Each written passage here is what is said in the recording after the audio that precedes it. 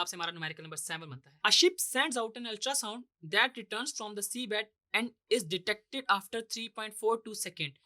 If the speed of ultrasound through seawater is 1531 meters per second, what is the distance of the seabed from the ship? ठीक है जी, इसमें इसने again वही velocity और time दे के हमसे डिस्टेंस पूछ लिया है, सेम वही है, और इसने एको का टाइम दिया है हमें।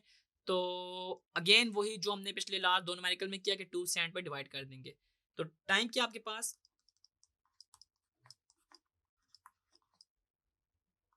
वेलोसिटी आपके पास 1531 मीटर्स पर सेकेंड। फार्मूला आपको पता है d is equal to V T.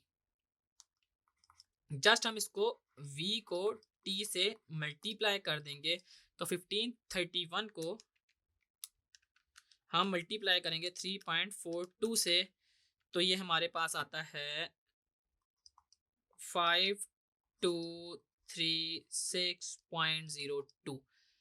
ये आपके पास टोटल डिस्टेंस निकल आया।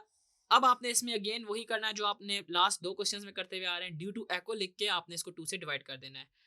तो आप लिखेंगे ड्यू टू एको, हमारे पास 2d जो है वो 5236.02 के इक्वल है। तो d कैसे निकलेगा, हमारे पास 5236.02 को हम 2 से डिवाइड कर देंगे।